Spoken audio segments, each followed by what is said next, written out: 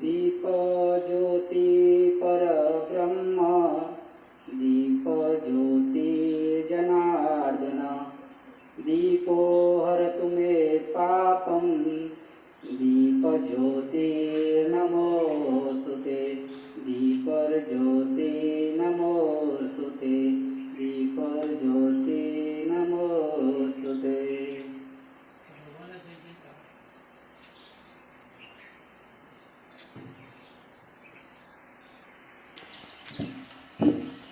सनातन संस्कृति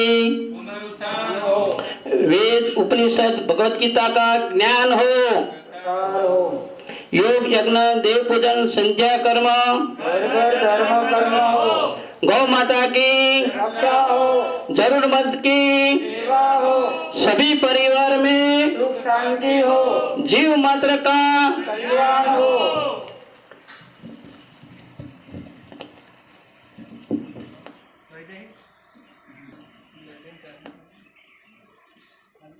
ओम नमः शिवाय गुरवे सच्चिदानन्दमूर्तये नमस्तस्मै नमस्तस्मै नमस्तस्मै नमो नमः।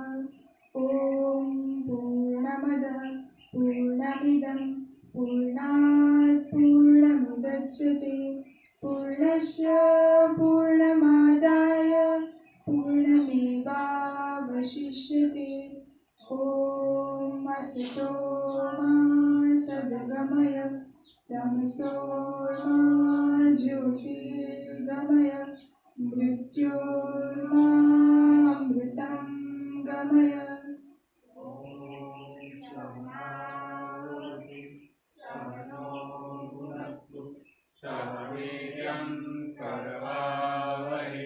तेजस्विनावधीतमस्तु मा विद्विषावहै। ओम शांति शांति शांति। गुरु ब्रह्मा गुरु विष्णु गुरुदेवो महेश्वर गुरु साक्षात् परब्रह्म तस्मै श्री गुरुवे नमः तस्मै श्री गुरुवे नमः।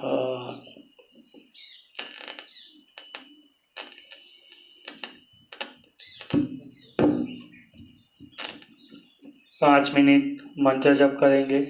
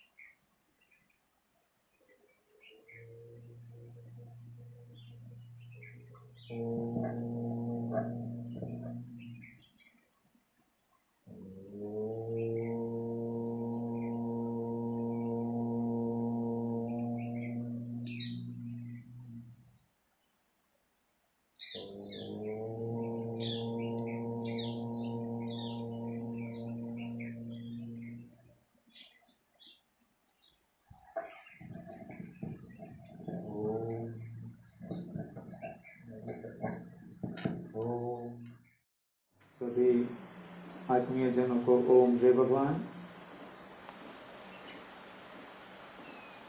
हम सब लकुलिस सनातन संस्कृति केंद्र में सनातन धर्म सनातन संस्कृति के विधि मूल्यों को क्रमशः समझते और जीवन में धारण करते अपने कल्याण के साथ सर्व कल्याण के लिए प्रयत्नशील बनते हैं।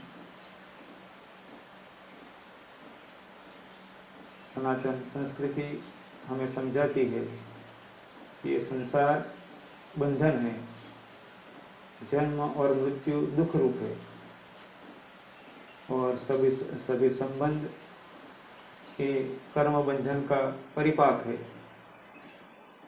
हमें ये जन्म मृत्यु और माया के बंधनों से बाहर निकलना, वही हमारा जीवन साफल्य है। इसको समझाते हुए वशिष्ठ मुनि राम को कहते हैं कि हे राम,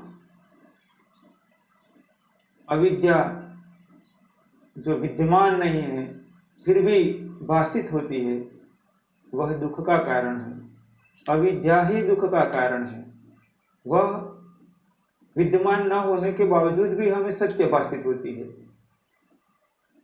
वो हमें भ्रमित करती है और माया में भटकाती रहती है।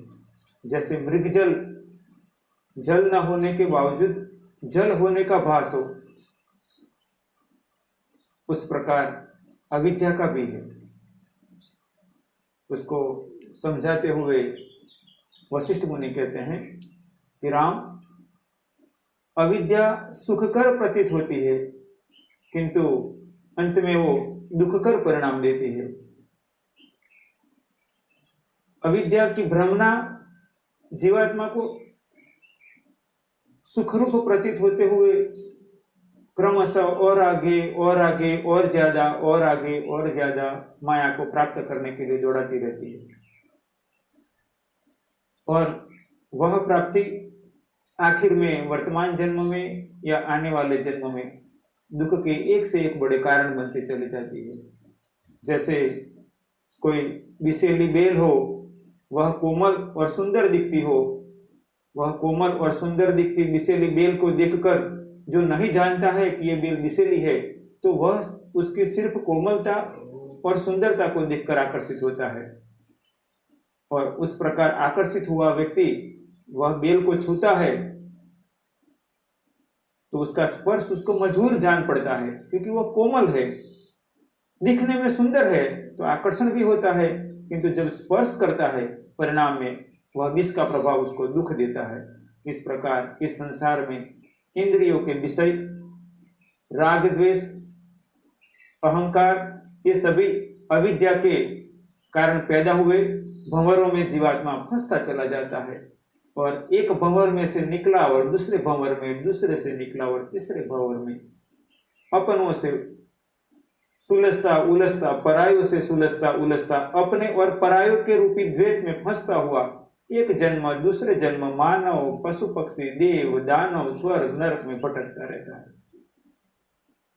जब दुख के बाद सुख मिलता है तो जीवात्मा प्रसन्न होता है, खुश होता है, सोचता है कि मैंने जीवन में कुछ सफलता प्राप्त की, किंतु वही उसकी अविद्या है, क्योंकि दुख तो बांधता है, सुख इससे भी बड़ा बंधन का कारण बन जाता है और जीवात्मा का समय व्यतीत होता चला जाता है। वशिष्ठ मुनि समझाते हैं, हे राम जी, जैसे धूल का बवंडर चला हो और उस धूल के बवंडर से कई चीजों पर धूल गिरती है और वह चीजें ही नहीं दिखाई पड़ती है और सब जगह धूल ही धूल दिखाई पड़ती है, ऐसे अविद्या रूपी बवंडर के अंदर गुण ढक जाते हैं, धर्म ढक जाता है, ज्ञान ढक जाता है, विवेक ढक जाता है, और जो प्रकट होता है वह होता है तृष्णा, राग, द्वेष, मोह, क्रोध, काम, लोभ इत्यादि। और उसका प्रागट्य हो सकता है क्षण भर के लिए, कुछ दिन, महीनों के लिए, वर्षों के लिए सुखरूप प्रतीत हो, किंतु माया के प्रभाव में, अविद्या के प्रभाव में पता भी नहीं चलता है कि यही मेरे दुख की जड़ें हैं। इसलिए अविद्या मूर्खों के आश्रय स्थान रूप है। अविद्या का आश्रय स्थान मूर्ख है कि जहां मूर्ख निवास करते हैं वहां पर अविद्या अपने आप अपनी जड़ें पसारती रहती है। किंतु जैसे पागल को नहीं लगता है कि मैं पागल हूं, मूर्ख को नहीं लगता है कि मैं मूर्ख हूं, ऐसे अविद्या को धारण किए हुए व्यक्ति कभी गर्व में, कभी स्वाभिमान के नाम पर, कभी अभिमान के नाम पर, कभी सुख के नाम पर अपने जीवन यात्रा को आगे बढ़ाते चले जाते हैं। फिर राम जी प्रयत्न करें कि इस अविद्या से मुक्त हो। राम तो स्वयं अविद्या से मुक्त है, किंतु वशिष्ठ मुनि उनको उपदेश देते हुए कहते हैं कि अविद्या दुख का कारण है, उसे जीवन में प्रविष्ट नहीं होने देना चाहिए, और यदि किसी के जीवन में प्रविष्ट हो गई हो तो उसको निकाल फेंकना चाहिए, नष्ट कर देना चाहिए। उसे समझाते हुए वशिष्ठ मुनि कहते हैं कि अविद्या रूपी नदी में तृष्णा रूपी भंवर और राग द्वेष रूपी ग्राह, उसके अंदर जीवात्मा छलांग लगाता है सुख प्राप्ति के लिए और फंसता चला जाता है। पुनः इसी बात को समझाता हूं जो वशिष्ठ मुनि ने राम को समझाई कि हे राम जी, अविद्या रूपी नदी के अंदर तृष्णा रूपी भंवर है। तृष्णा अतुप्त, अतुप्ति, अतुप्ति, अतुप्ति, ये पालू, ये पालू, ये पालू, ये पालू, इसको दिखा दूं, ये दिखा दूं। ये धन के सुख के द्वारा, मैं सत्ता के सुख के द्वारा, मैं सौंदर्य के सुख के द्वारा, मैं अपने परिचित में कुछ बड़ा हूं, मैं श्रेष्ठ हूं, मैंने ये पा लिया, वो पा लिया। ये तृष्णा खत्म नहीं होती है। तो अविद्या रूपी नदी के अंदर तृष्णा रूपी भंवर में फंसता हुआ जीव और फंसता चला जाता है, और इसमें राग और द्वेष रूपी ग्राह, मगरमच्छ और ग्रसित करते चले जाते हैं।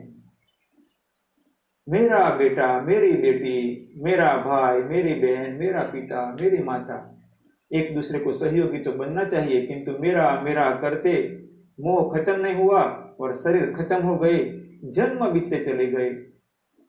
इसलिए शास्त्र समझाते हैं कि मोह से बाहर निकलो, सत्य को समझो। कृष्ण अर्जुन से कहते हैं, हे अर्जुन, तेरे और मेरे कई जन्म हो चुके हैं, तू नहीं जानता है किंतु मैं जानता हूं।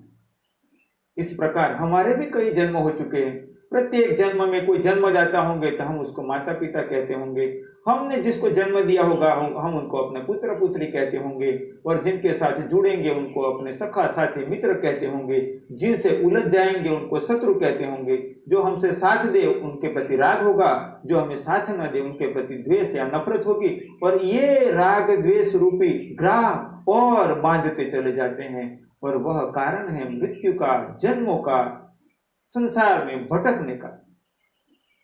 इसीलिए हमें प्रयत्न करना चाहिए कि इस अविद्या जो विद्यमान नहीं है फिर भी भाषित होता है, उससे हम अपने आप को मुक्त करें।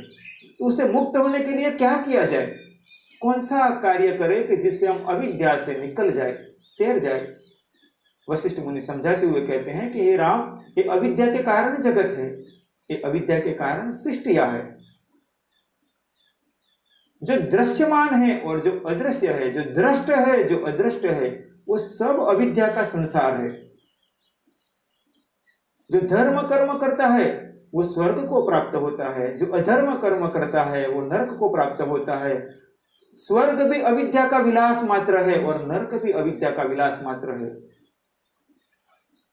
कई लोकों में जो सृष्टियां है वह भी अविद्या है, और हमारे शरीरों की रचना वह भी अविद्या के कारण सर्जित है। इसलिए हे राम, इस अविद्या को जीतो। वशिष्ठ मुनि कहते हैं, हे राम, ऐसी ऐसी सृष्टियां है कि कई सृष्टि ऐसी है कि जिसमें सैकड़ों चंद्र और सहस्त्र सूर्य है। कई सृष्टि ऐसी है कि इसमें समतावान जीव है जो सदैव आनंदित रहते हैं। कई सृष्टि ऐसी है कि जिसमें बुढ़ापा नहीं होता है और मृत्यु, सामान्य मृत्यु नहीं होती है, किंतु जब प्रलय काल आता है तभी सभी की एक साथ मृत्यु हो जाती है। ऐसी ऐसी सृष्टियां, कई सृष्टि ऐसी है कि जिसमें स्त्रियां नहीं है, सिर्फ नर ही नर है। कई सृष्टि ऐसी है कि जिसमें पहाड़ जैसे शरीर वाले जीव रहते हैं। राम जी, कई सृष्टि ऐसी है कि जिसमें जीव अपनी इच्छानुसार प्रकाश पैदा करते हैं। कई सृष्टि ऐसी है कि जहां पर कभी सूर्यास्त नहीं होता है, सदैव प्रकाश ही प्रकाश रहता है। हे राम, ये सभी अविद्या का कारण पैदा हुआ है। ये सभी अविद्या की पैदाइश है। जैसे समुद्र में वायु के कारण सभी तरंगे उठती है, यदि वायु न हो तो समुद्र में तरंगे नहीं होगी। ऐसे परमात्मा रूपी ऊर्जा में अविद्या रूपी वायु के द्वारा संसार जगत रूपी तरंगे उठती रहती है। अविद्या के कारण लोकों की रचना, ब्रह्मांडों की रचना होती है। अविद्या के कारण लोकांतरों की रचना होती है। और अविद्या के कारण जीव यहाँ से वहां, इधर से उधर भटकता रहता है। जैसे गांव में, मोहल्ले में एक कुत्ता एक मोहल्ले से दूसरे मोहल्ले में दौड़ता है, दूसरे मोहल्ले से तीसरे मोहल्ले में दौड़ता है।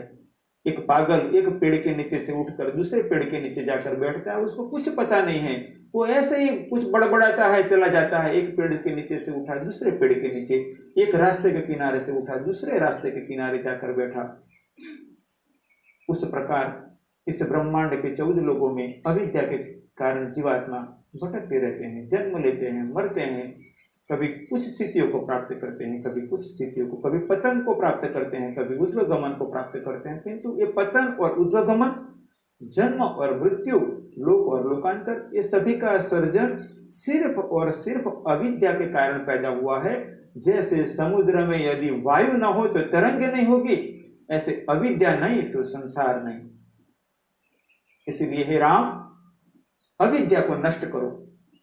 अविद्या को नष्ट करने के लिए क्या किया जाए, वह भी वशिष्ठ मुनि ने समझाया कि अविद्या को नष्ट करने के लिए अविद्या रूपी नदी के 2 किनारे अभ्यास और वैराग्य को साध लो।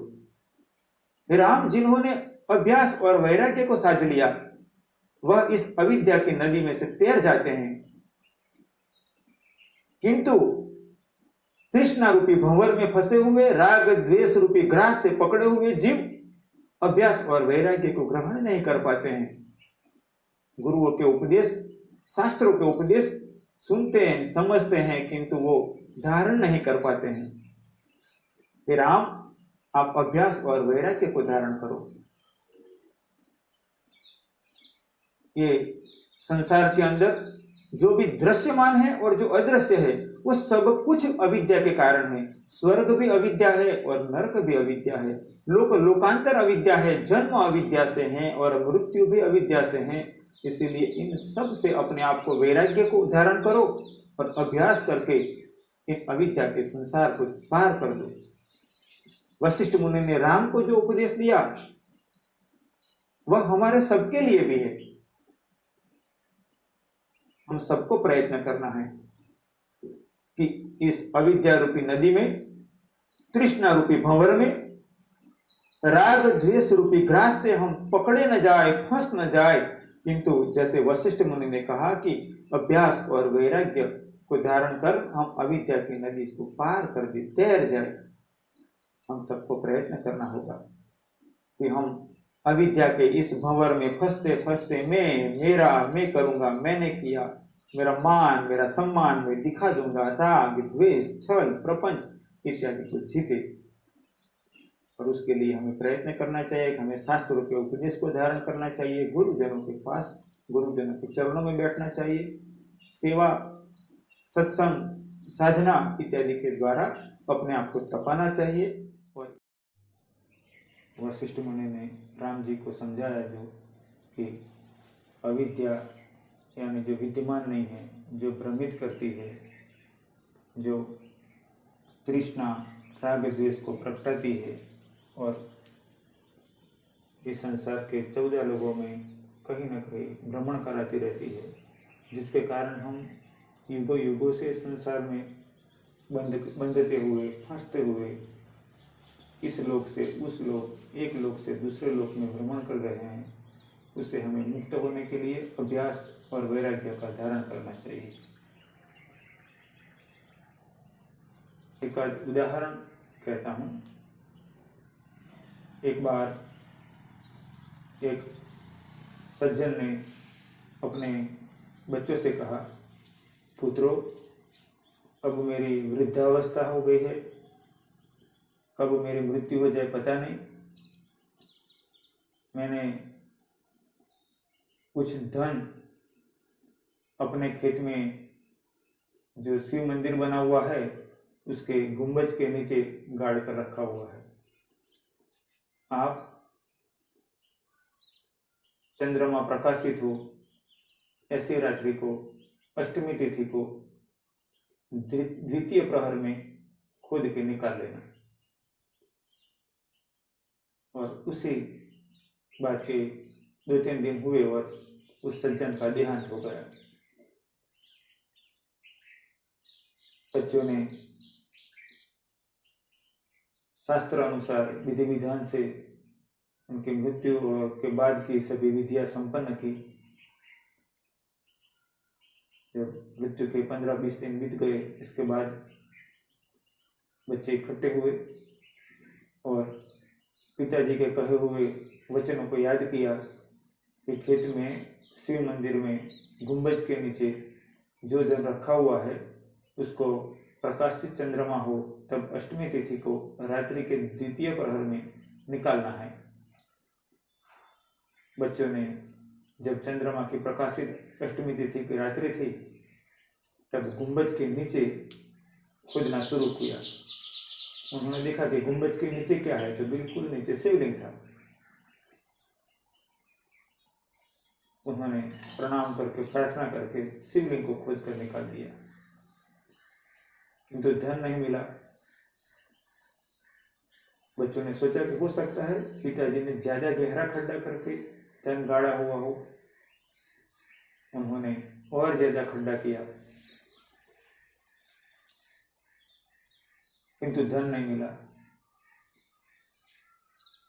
वक्त ज्यादा बीत गया तो मंदिर का दरवाजा बंद कर दिया। फिर 1 महीने के बाद दोबारा प्रकाशित चंद्रमा अष्टमी तिथि और रात्रि का द्वितीय प्रहर में खुदाई शुरू की। ज्यादा खुदाई करते करते जमीन में से पानी आ गया, किंतु धन नहीं मिला। बच्चों ने सोचा कि पिताजी ने गलत कहा था, क्योंकि जब नीचे से पानी आ गया, कुआं हो गया, फिर भी धन नहीं निकला, तो अब आगे तो खोजने का कोई विचार करना भी गलत है। कुछ वक्त बीत गया। गांव में एक महात्मा जी आए हुए थे। बच्चों ने महात्मा जी जब अकेले बैठे थे तब कहा कि स्वामी जी, आप हमारे पिताजी को भली भांति जानते हैं। पूर्व में जब आप आते थे तो मेरे पिताजी आपकी सेवा में रहते थे, हमारे घर भी आपको आमंत्रित करते थे, कभी कभार आप हमारे घर भी रुकते थे। जब हमारे पिताजी का देहांत हुआ उसके कुछ दिन पहले उन्होंने हमें बताया था कि खेत में शिव मंदिर के गुंबज के नीचे उन्होंने धन गाड़ के रखा हुआ है, जो प्रकाशित चंद्रमा की अष्टमी तिथि को रात्रि को द्वितीय प्रहर में निकालना है। हमने पिताजी के वचनों पर भरोसा रखकर प्रकाशित चंद्रमा की अष्टमी तिथि के द्वितीय प्रहर में, रात्रि के द्वितीय प्रहर में शिव मंदिर के गुंबज के नीचे खोदा। एक बार दोबारा प्रयत्न करते करते वहाँ कुआं हो गया, जल आ गया, किंतु धन नहीं निकला। तो हम सोचते हैं कि हमारे पिता धर्मनिष्ठ थे, सत्कर्मों में लगे रहते थे, हमें भी धर्म और सत्कर्म सिखाते थे, फिर उन्होंने झूठ क्यों बोला होगा।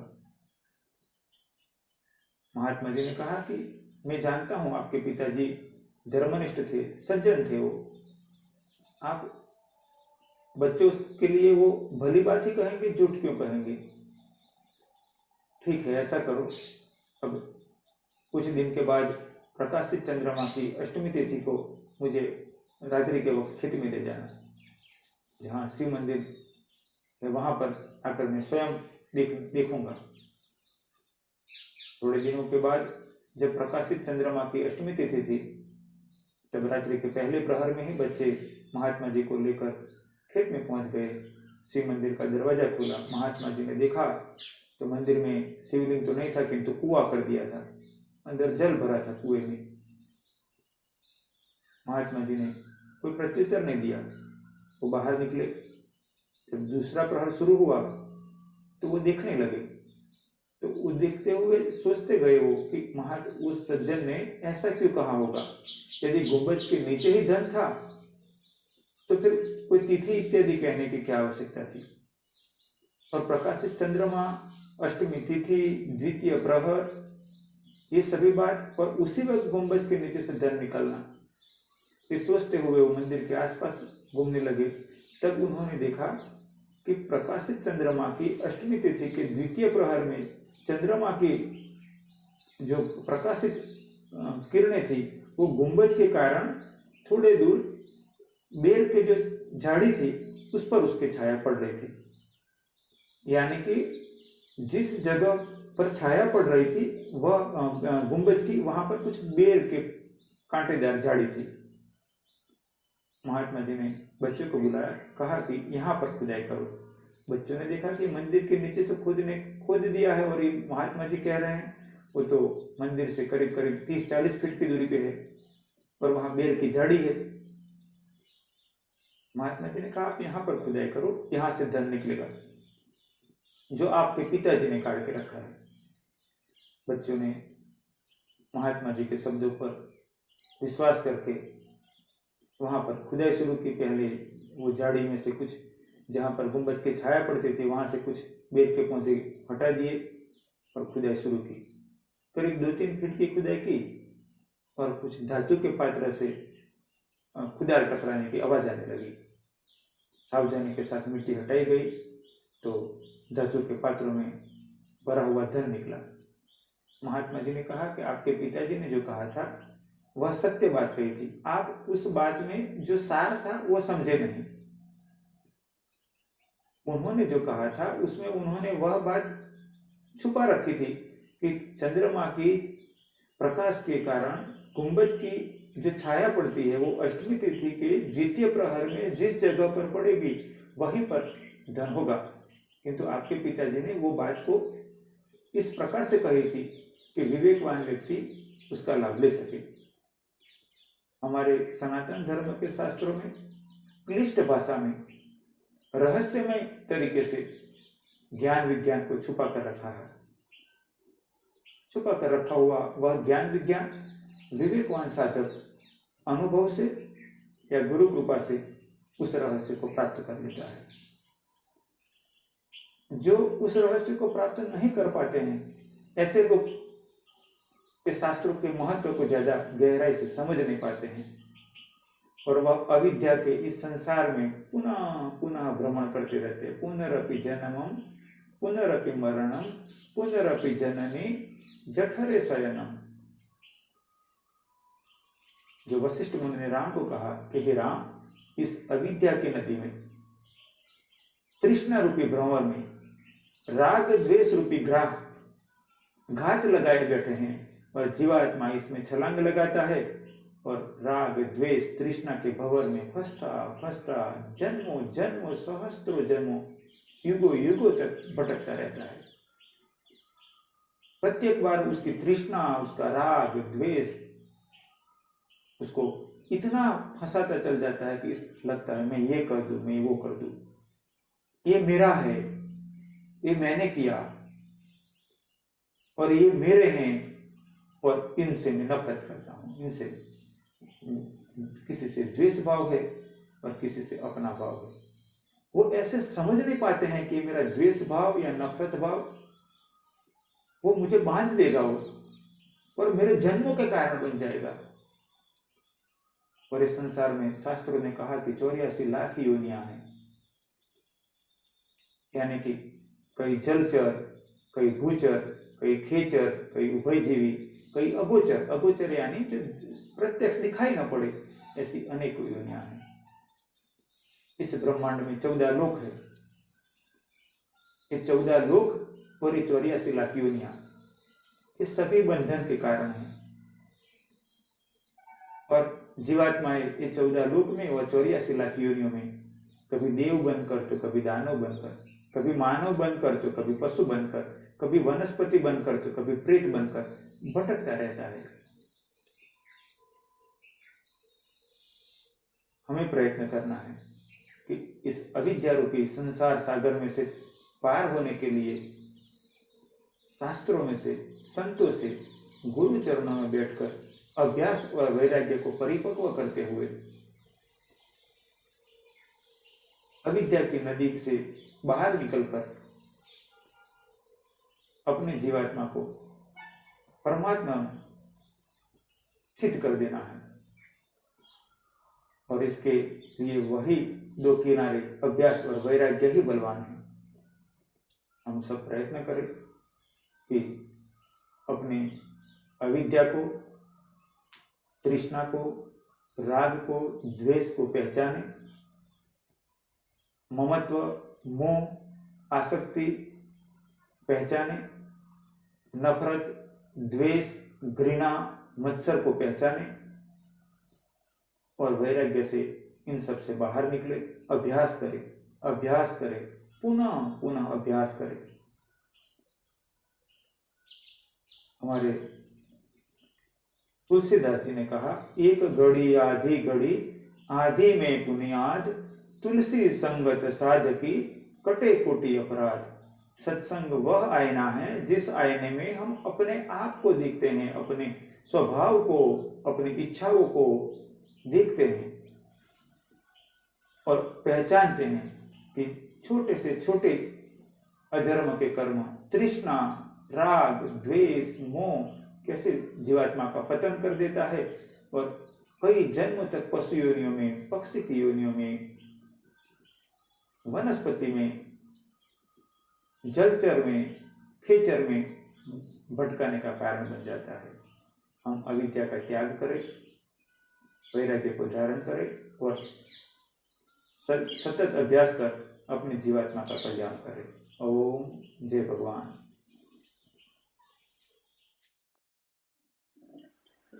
कैसे मनाओ मैं प्यारे प्रभु जी को, कैसे मनाओ, कैसे मनाओ मैं प्यारे प्रभु जी को, कैसे मनाओ। योग तप जप करना पाओ, योग तप जप करना पाओ। ज्ञान की बातें समझना पाओ, ज्ञान की बातें समझना पाओ। दीन बन के आंसू बहाओ, दीन बन के आंसू बहाओ। कैसे कैसे कैसे कैसे कैसे मनाओ प्यारे प्रभु जी को, कैसे मनाओ, कैसे मनाओ प्यारे प्रभु जी को, कैसे मनाओ। वासना विकारों से कैसे छुड़ाओ, वासना विकारों से कैसे छुड़ाओ।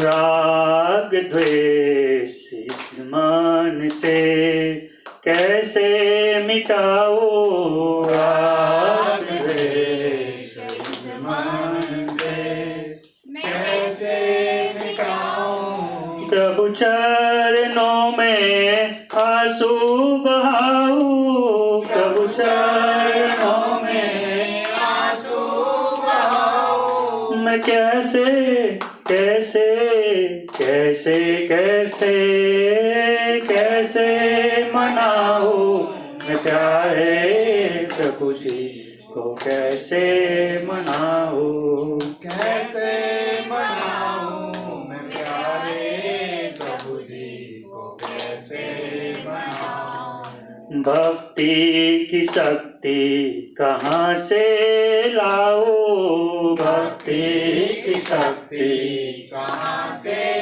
लाओ। शरणागति में करना पाओ, शरणागति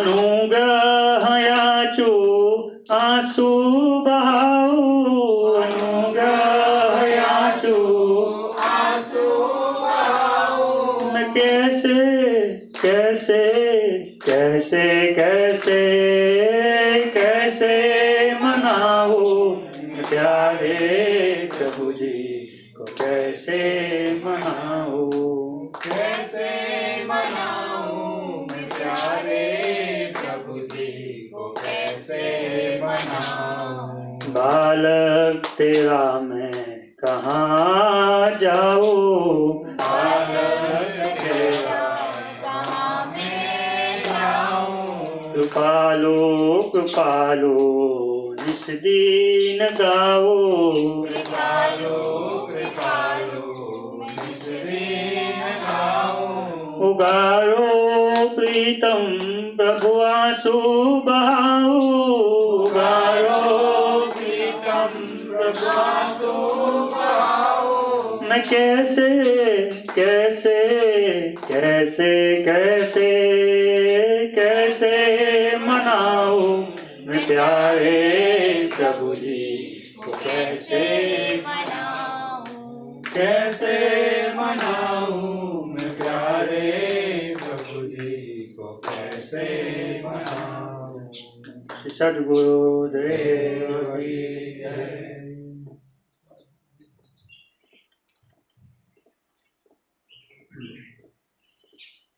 गुरु जी साखी बोलू। हे धनुनी धनु तो तन धन बजे, सुरा दाता के भक्त नहीं तो रे जे वाजनी मत घुमावजे नूर। जनुनी बिचारी क्या करे, पथरा पड़िया पेट, पत्थर पत्थर फेर गणो, कोई पत्थर चंदन चढ़े, बीजा लाख करोड़ सियावर रामचंद्र की जय।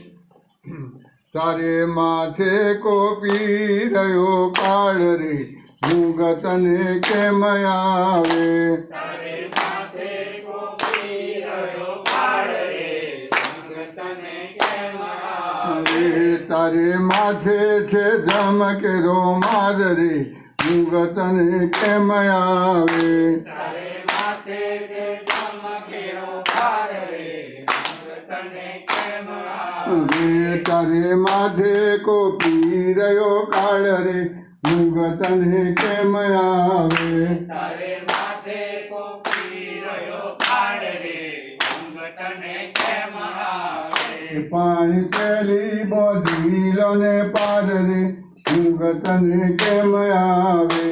पानी पेली बोधीलो पार रे, मुगतने के मयावे। पानी पाली बोधीलो ने पार रे, मुगतने के मयावे। पानी पेली बोधीलो पार रे, मुगतने के मयावे। ये तमे तरी दशो भव सागर रे, मुगतने के मयावे। तमे तरी रयो भव सागर रे, मुगतने के मयावे। तारे माथे को पी रयो काल रे, मुगतने के मयावे। तारे माथे को पी रयो काल रे, मुगतने के मयावे। थोल आवेलू थाय छे कथोल रे, मुगतने के मयावे। आवेलू थाय छे कथोल रे, मुगतने के मयावे। तारे माथे को पी रयो काल रे, मुगतने के मयावे। तारे माथे को पी रयो काल रे, मुगतने के मयावे। आरे आवेलू बूढ़ से वाण रे, मुगतने के मयावे। आरे आवेलू बूढ़ से वाण रे, मुगतने के मयावे। अरे आवेलू बूढ़ से वाण रे, मुगतने के मयावे। तारे आवेलू बूढ़ से वाण रे, मुगतने के मयावे। केड़ मोदी ने भजो भगवान रे, मुगतने के मयावे। केड़ मोदी ने भजो भगवान रे, मुगतने के मयावे। केड़ मोदी ने भजो भगवान रे, मुगतने के मयावे। केड़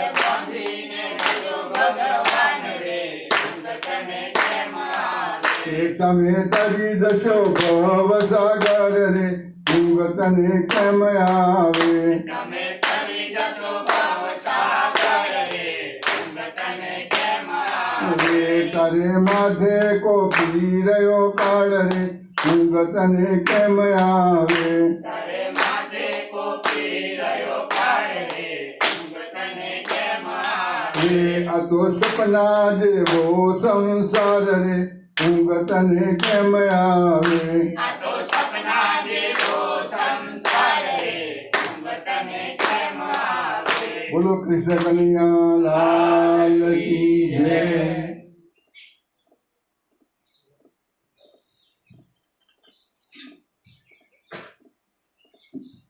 ओम हरि ओम नमः शिवाय हरि ओम नमः शिवाय हरि ओम नमः शिवाय हरि ओम नमः शिवाय है शिव शंकर डमरू वाले है शिव शंकर डमरू वाले तुम हो भक्तों के रखवाले भक्तों के रखवाले सबकी करो सहाय हरि ओम नमः शिवाय सबकी करो सहाय हरि ओम नमः शिवाय हरि ओम नमः शिवाय हरि ओम नमः शिवाय हरि ओम नमः शिवाय हरि ओम नमः शिवाय जगत पिता कैलाश के वासी जगत पिता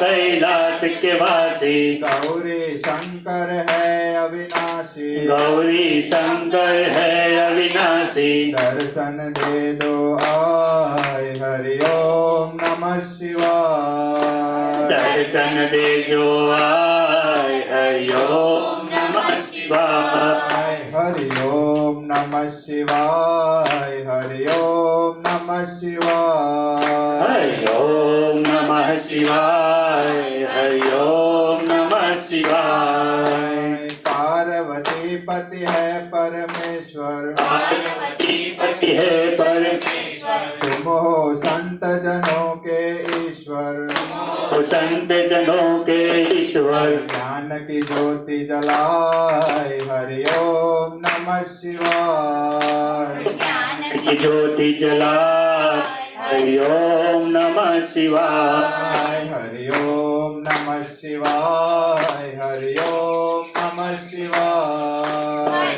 ओम नमः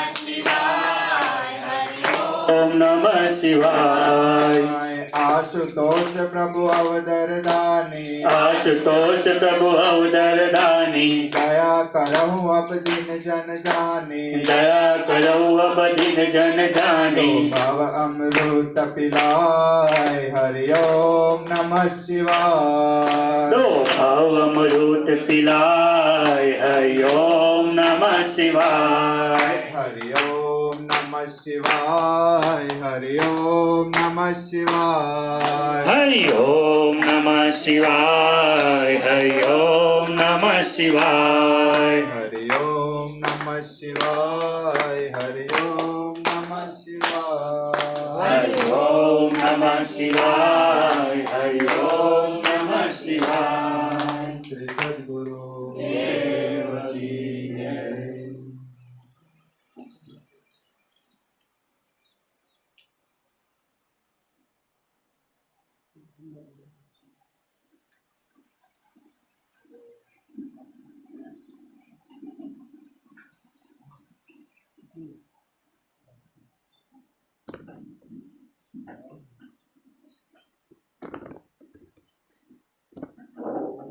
भगवते वासुदेवाय ओम नमो भगवते वासुदेवाय ओम नमो भगवते वासुदेवाय ओम नमो भगवते वासुदेवाय ओम नमो भगवते वासुदेवाय ओम नमो भगवते वासुदेवाय ओम नमो भगवते वासुदेवाय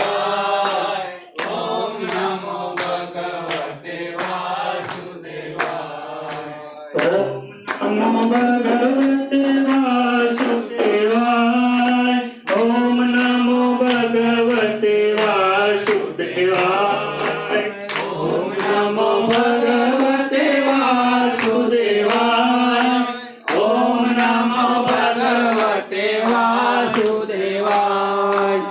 ओम नमो भगवते वासुदेवाय।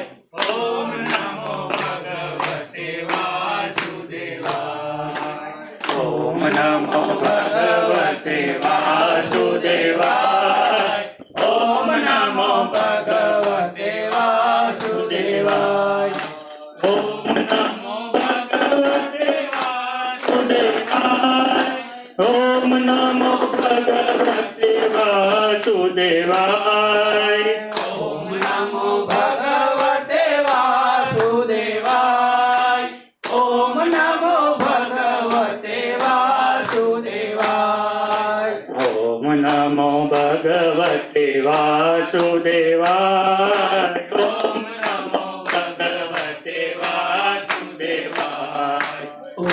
नमो भगवते वासुदेवाय।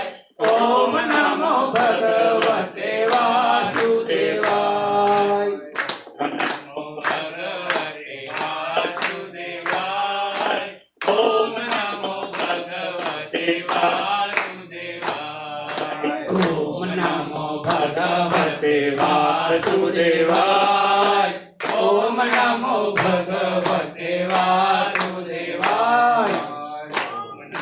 भगवते वासुदेवाय। ओम नमो भगवते वासुदेवाय। ओम नमो भगवते वासुदेवाय। ओम नमो भगवते वासुदेवाय। ओम नमो भगवते वासुदेवाय। ओम नमो भगवते वासुदेवाय। ओम नमो भगवते वासुदेवाय। ओम नमो भगवते वासुदेवाय। ओम नमो भगवते वासुदेवाय। ओम नमो भगवते वासुदेवाय। ओम नमो भगवते वासुदेवाय।